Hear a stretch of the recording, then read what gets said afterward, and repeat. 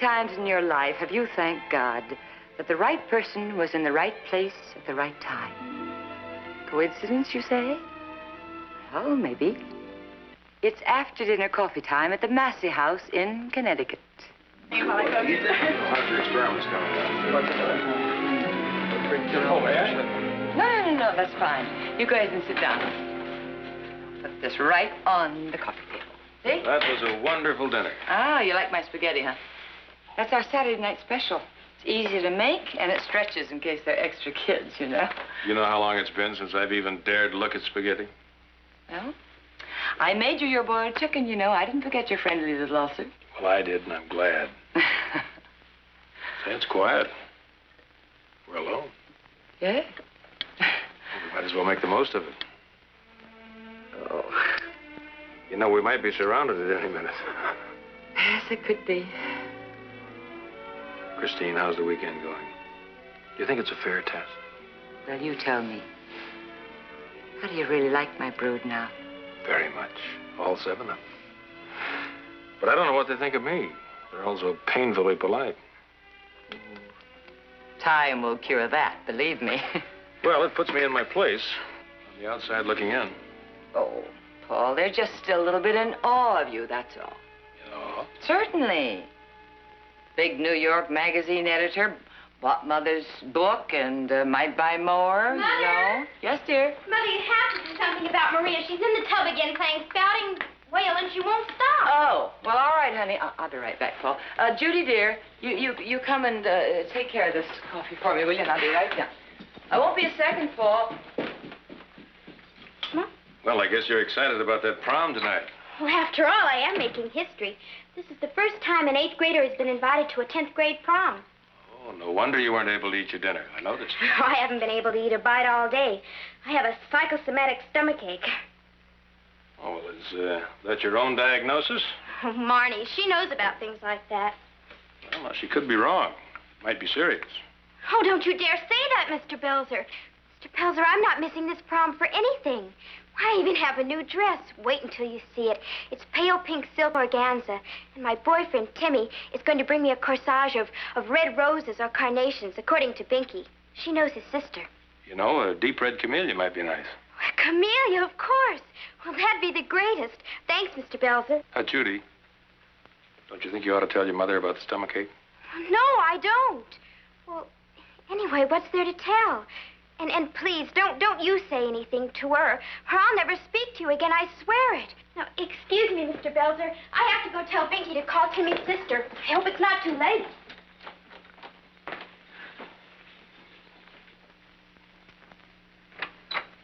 I guess proms are old stuff to you, Binky. Binky? I'm Vicky, Oh, Vicky, I beg your pardon. and I've never been to a prom. Well, I beg your pardon again. What grade are you in? 10th? That's right. It's my class that's having the prom, only I wasn't invited. Judy was. Oh, I'm sorry. I wouldn't have gone anyway. Oh? Please, Mr. Belzer. Well, is that tadpole out of the tub?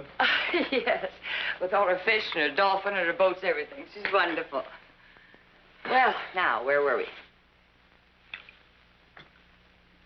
What good is it if your fuel mixture doesn't burn evenly? Well, oh, Mom, I hope you picked up some more salami. All right, dear, I I did. roll for cheese, too, Mom. Okay? All right, dear, I'll Yeah, remember. but if you haven't got enough trust to get off the ground anyway, then... Fellas, you know, you just finished dinner. So, we're growing boys. Yeah, remember, we have a high rate of fuel consumption. You certainly have. Before this goes any further, I think it's only fair I should show you a typical weekly grocery bill. Hope it balanced that against 8 tax deductions. Mother! Yes? I can't get this zipper up! All right, I'm coming. Don't break it, please. That's another one of my talents. I'm an expert zipper-upper. Well, I wonder how many miles your mother covers during a day. I don't know. Plenty, I guess. Hello? Oh, gee, fine. That's great. Thanks. Goodbye. Judy! Timmy's sister got him as a florist, so remember you've got me to thank for this. I spent 2 hours talking them into red roses, so why does it suddenly have to be a red camellia? You look very nice. Oh, why, thank you, Mr. Belzer. I'm glad somebody noticed. Mother's so busy cooing over Judy. Eating again? You're positively disgusting. Oh, you're just jealous. Yeah, we don't have to watch our weight. By way of explanation, Mr. Belzer, I'm thinking of quitting college and going into modeling. Why, Charles said I'd have no trouble at all getting a job. Because his father owns a department store. Charles goes to a head shrinker full time. Oh, Pinky, don't be crude. Charles is going to Dr. Orman Krantz, the eminent psychiatrist. Oh, Dr. Krantz. Yes, I've heard of him. I was wondering how Judy feels. Do you know? Poor little character. She's so excited she's been throwing up like mad. Only, don't tell Mother, because she'd only make a big fuss. And besides, I promised Judy that Mother wouldn't find out. Well, Marnie, do you think that's wise? Oh, now, look, Mr. Belzer. Well, this is her big night. She's just excited, that's all. So is Mother, for that matter. She identifies so. Please stay out of this. After all, it's really none of your concern now, is it? Oh, Binky, be quiet. Mom, I'm going now. Marnie, ask Charlie to come in for a minute. Mother, I can't. You know Charles. He's always in a hurry, and he gets furious if I keep him waiting. Good night, everybody. Marnie! Good night, Mother. Marnie! Boy. You really don't approve of that whiting boy, do you? Oh, it shows. Well, let's put it this way. It's just that he would not be exactly my choice as a prospective son-in-law. Well, then why not put your foot down and tell her she can't go out with him anymore?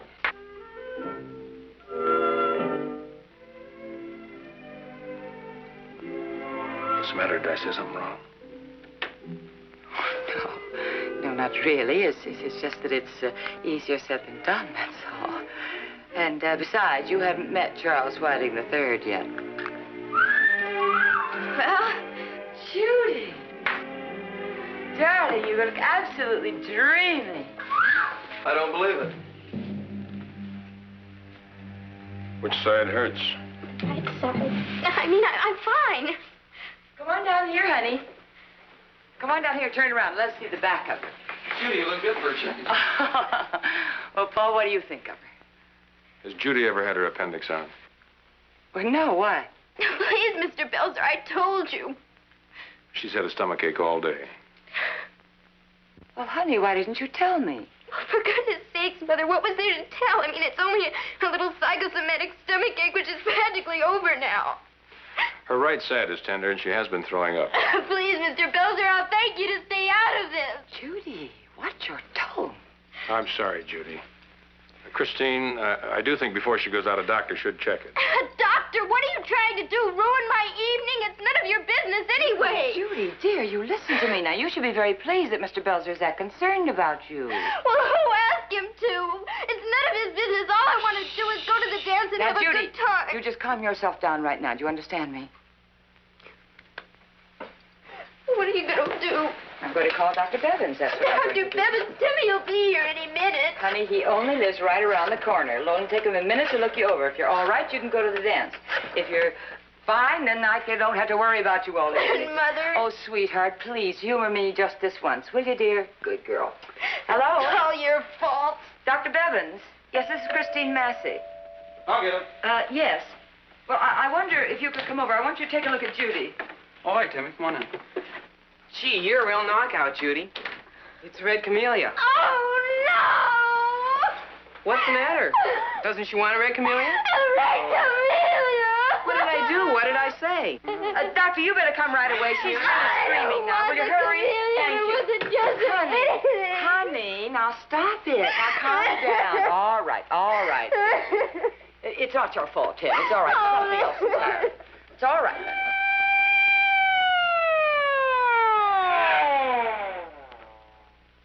Mama? Yes? Mama, you'll stay, won't you? You won't leave. Of course not, darling. I'll be right here all the time. Just close enough? I'm scared. Oh, darling, I know you are.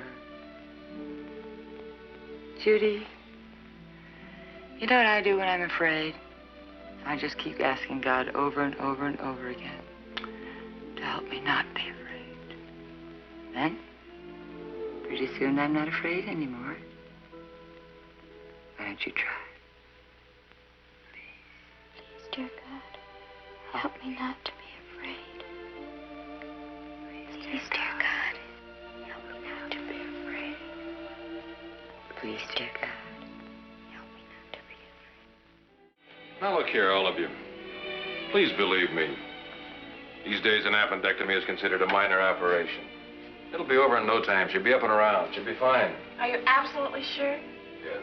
Providing there aren't any complications. There won't be any. How do you know? He was right about her having appendicitis, wasn't he? Gee, she looks so cute tonight, too. Imagine going to a hospital in a formal.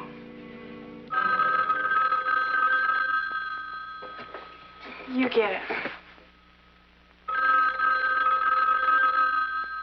Would you mind, Mr. Belzer? Hello? Paul? Judy's fine. She's just fine. Wonderful. It's all over. She's okay. Hey, okay. Tell her to bring her appendix home. Yeah, we want to pickle it. Did you hear that? Yes, I heard it. Paul, Dr. Bevins told me that in another half hour her appendix would have burst. You know, I haven't stopped thanking God ever since you spoke up. You want me to come and pick you up? No. No, I promised her I'd spend the night here. I understand. Well, maybe you bring me an overnight bag, would you? Big you could pack it. Just the night clothes and a toothbrush would be fine. Right. Paul, I love you so. Ditto.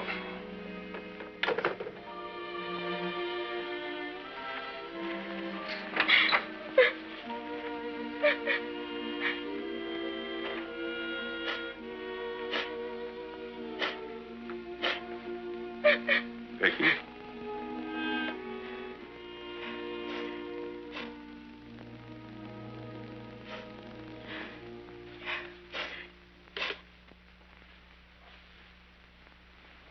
Vicky, are you feeling ill?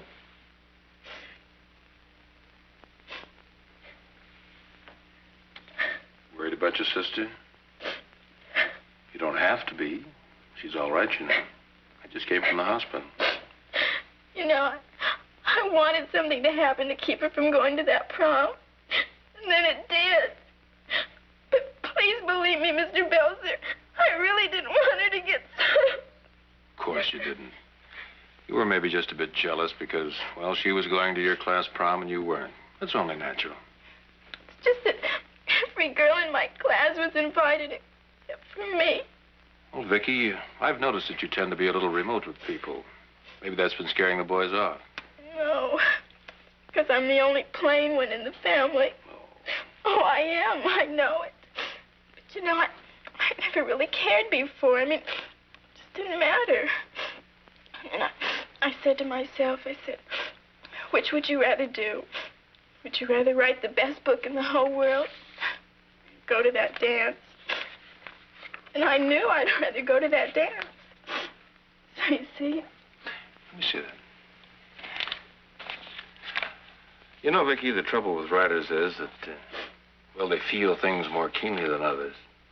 It's an occupational disease. Then you have to feel things keenly to write about them. It's no good. I know that now. In fact, it's terrible. So you see, I don't even have my writing anymore. I don't have anything. Now, you let me be the judge of that. You could be wrong, you know. I care about your looks. Oh, yes, I like them. Of course, I may be prejudiced, but you remind me of your mother. Maybe it's the writer in you. No. It's your eyes. Yes, your eyes. They're gray-green. Just like your mother's. Really? Golly, I've never talked to anyone like this before. Oh, Vicky, you should do that more often. Get closer to people. Then you can write about them. You know, I really feel much better. Even about this. I mean, not that I think it's any good. Well, you've got plenty of time to do better. I only had time to burn the first chapter. You know, I'm going to read this first thing in the morning when I'm fresh. Well, I guess I better get to bed now. Oh, Vicky. What time does Marnie usually get home from a date?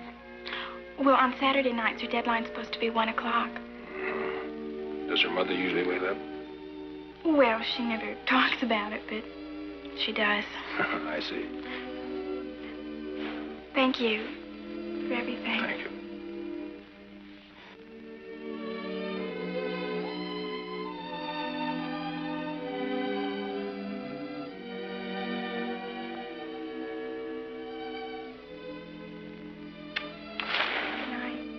Good night, Vicky.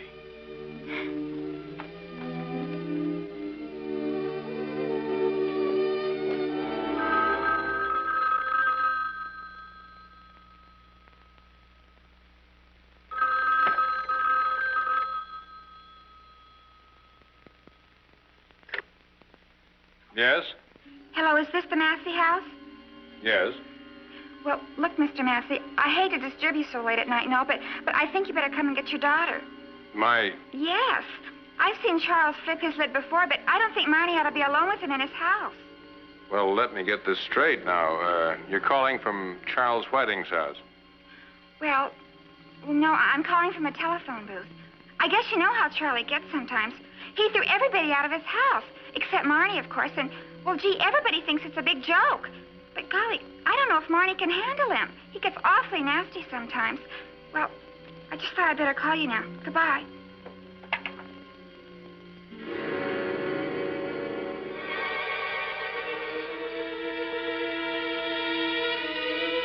Now, look here, Marnie. You're really being very silly. For one thing, I can get in there any time I want to.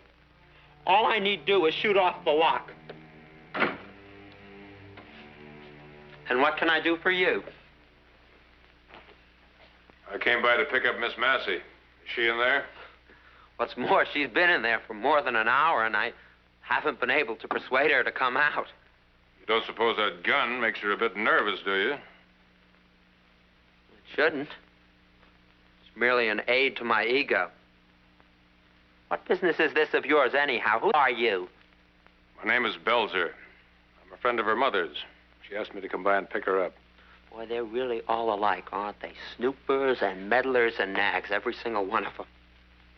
You know, that's what I remember most about mine. The way she always used to keep me on a leash when I was a kid, always checking up on me. You know, she never trusted me an inch, and that's all I ever wanted, just a little bit of trust. You know, you'd think that little tramp in there would trust me after all I've done for her, wouldn't you? Honey! Has a friend come to pick you up to take you home? Maybe you'll come out for him if you won't come out for me. You tell her.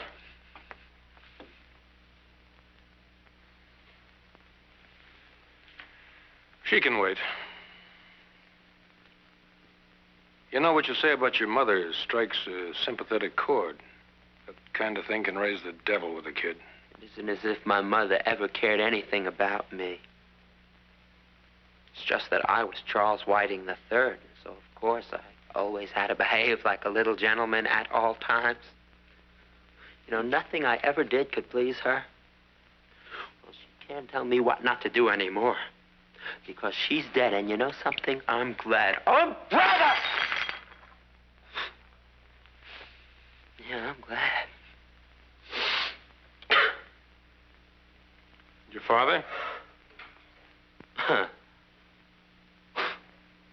Oh, my father, he's known as the best traveled widower in the whole world.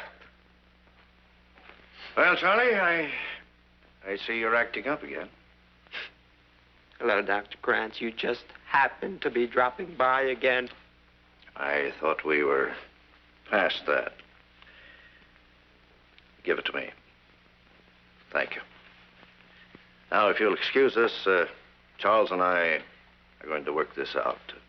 Charles, come on, let's go upstairs.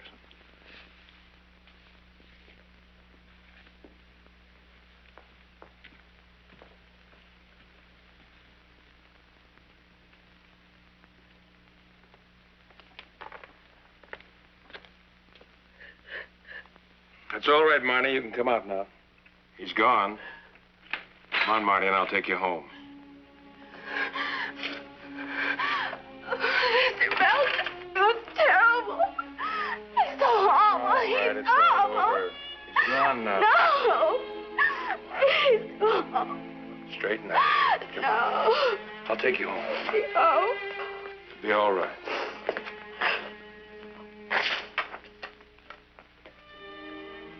Here, take a little water. Feel better. That's the way you should feel, you know. Now try to go back to sleep, honey. Mama, do you think there'll be another dance? Mm-hmm. I want to wear that dress before I go out of it.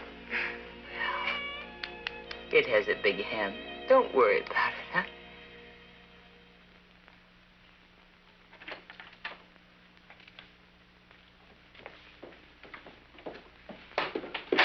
Good morning. Morning. Do I smell coffee? You're up early this morning. Yes, the coffee's ready. You'd better sit down and relax before the hungry mob descends on us. Oh, can't I help get breakfast? Oh, no, that's all right. You just sit down. How do you like your eggs? Boiled. 3 minutes. All right. About last night. Thank you. Forget it. All I did was call Dr. Orman Krantz, the eminent psychiatrist. Remember? Yes. I'm afraid I've been acting like an awful little fool. Maybe Mother's right. Maybe I'd better stay in college. I've got an awful lot to learn. Haven't we all? I'll get breakfast now.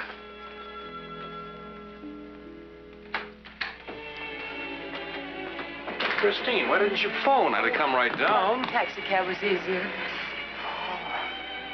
How are you, Oh, I'm fine. Judy? Fine. I see the house is still standing. How'd it go last night? Any problems? Problems? No. I guess it's what you'd call a normal Saturday evening at the Masseys. Oh, Well, come on, let's have breakfast. I've got pull with it. all right.